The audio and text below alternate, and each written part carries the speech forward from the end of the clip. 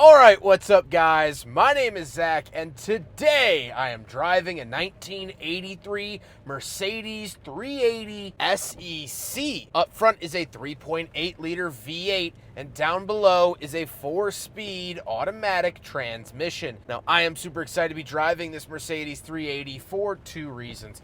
First of all, I love the appearance and appeal of an 80s Mercedes. I think this is one of my favorite eras of the brand. And honestly, I know it's raining, which sucks to film in, but I think it kind of makes the car look a little bit cooler. So we're going to encourage that here today. The second reason is the fact that this car kind of sparked some controversy with Mercedes back in the day, and we'll talk about why that is towards the end of the video. But if you would like to submit your own vehicle and have it reviewed here on the channel, you can head on over to my website, zackpradel.com/submit. It's a quick and easy submission form. It takes under a minute to fill out, and I come out to you. And if you'd like to see all my videos weeks or sometimes months in advance, you can head on over to my Patreon for only $5 a month. But let's get back to that 3.8 liter V8. Well, at the time, 1983, that was the biggest engine that you could get here in the United States. Now, overseas, they had the 5-liter V8, and that was very, very sought after. So sought after, in fact, that the next year, 1984,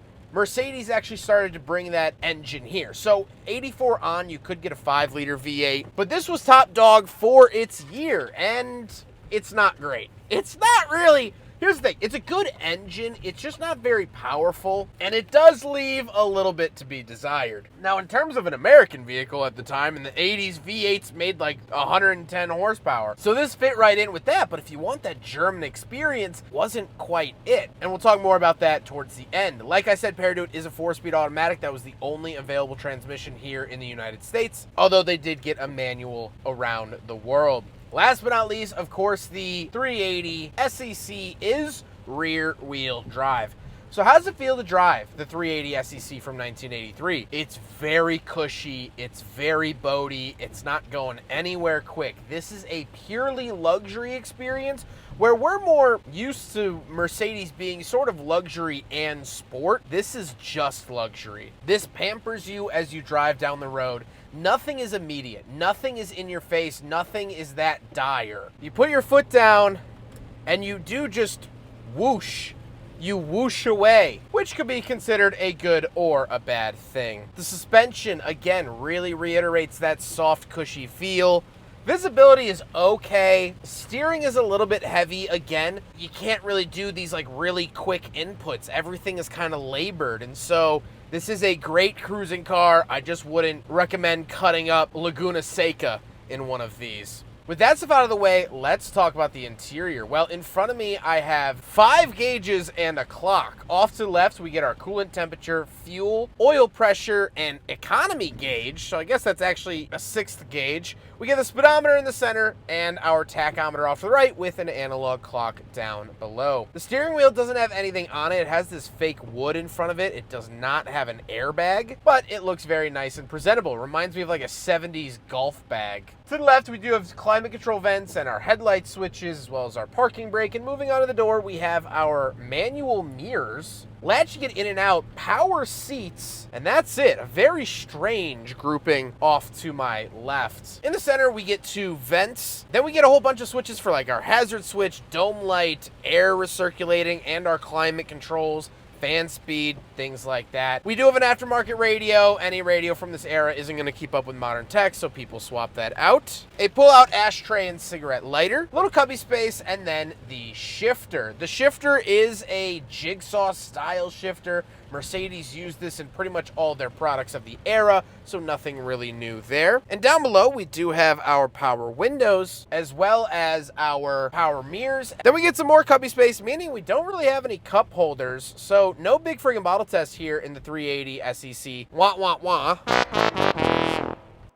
But the seats are very, very luxurious. They're very comfortable. You sink right into them. You'll love them. However, speaking of seats, we do have back seats, even though this is a coupe.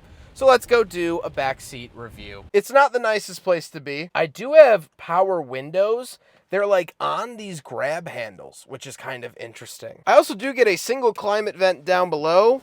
I get a little Uh-oh. This is apparently is just like a foam filler brick for the center seat back here. That's very strange. I do get a center console. Well, okay, it's a fold-down armrest. That's pretty much it. Is this a nice place to be? No, but the Coupe was the rarest body style, and we'll talk about that in a second. They did make the sedan as well. I would highly recommend that if you want to put friends in the back. But this kind of has that cool Coupe look. It's just one of the many downsides. I'm 5'11", not a small guy. I don't fit back here all that well, so it is what it is. Let's hop into the very back. We'll take a quick look at the trunk and cargo space, and then we'll talk about the looks. Gotta say, there is something kind of nice about a very light rain.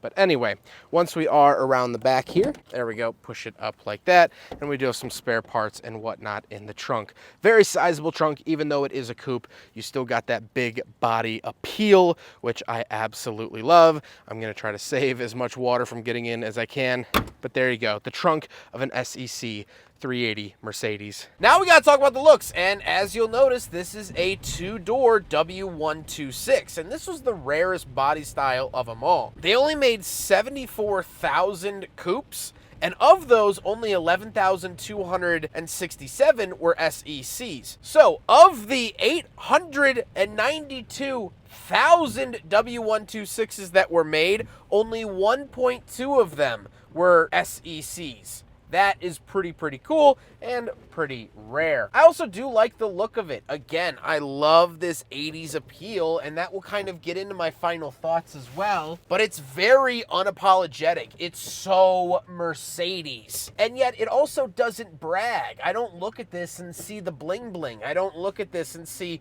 oh, I'm better than you. It's just, I can afford this. And that is really nice. With all that being said, let's get on to my final thoughts. What do I think driving the 380 SEC? Well, I've really liked this experience. I love Mercedes from this era. This is a great era. I think they're so regal, and they just have this appeal to them. Nothing is scarier than an angry man who doesn't raise his voice, and that's what this car feels like to me. It doesn't have to yell. It doesn't have to shout. It doesn't have to brag to you. Sure, it has the big Mercedes emblem up at the front, but it's not overstyled. It doesn't have fangs that look like they'll bite you and suck your blood. It's almost understated in a certain way. This is before MTV, or really before MTV was all about like cribs and big spinning rims and hydraulics. This is before all of that. It looks like it was chiseled out of stone, and I love that. I also love the story of the 380. When it was brought to the States, Mercedes brought this, the 3.8 liter, and as people bought them, they're like, yeah, okay, these are good, but we want that 5 liter. And so what people ended up doing in the early 80s was something called gray market imports, where they would actually buy a car in Germany and have it sent over here to the United States. They would either modify it to federalize it, or sometimes not, to get around it. And then they would have that. It was actually a cheaper way to get a car, and you could get cool options like the 5-liter V8. So many people were gray market importing the 5-liter that then in 1984, Mercedes said, well, why don't we make the money? And they imported and brought the 5-liter to the States. And it's one of the best engines, one of the best drivetrains, one of the most renowned Mercedes vehicles and engines that they've offered here in the States. It was a smash hit. It was wonderful. And that was a direct reaction from Mercedes to the market. And I thought that that was just a kind of a cool story. This car, as mundane as it was, birthed the 5-liter V8 here in the States. If people didn't go out and import them, Mercedes probably never would have brought it here, and we would have never known the glory of that 5-liter until the 2000s when they're importable. So that to me was a cool story. But again, I just love the look of this. I love the feeling of it. It's not braggiose. This car doesn't go to the gym so it could post on Instagram that it was at the gym. This car goes to the gym to better itself, to have practical muscle use, to protect the innocent. That's how I feel driving these cars. And like I said, you know what? I hate filming in the rain. It's one of my least favorite things in the world, but I have to say, I think it kind of helped out today because this thing just looks gangster, and I love that. I love it, love it, love it. Huge thank you to Arnie for letting me borrow his 380 SEC. I've also reviewed a handful of his other cars. Arnie is absolutely wonderful. His Instagram will be down in the description below. What an awesome person. What an awesome car. And I am very, very fortunate. But I hope you guys enjoyed the video. Don't forget to rate the video, comment on the video, and subscribe if you really liked it. Take care, guys.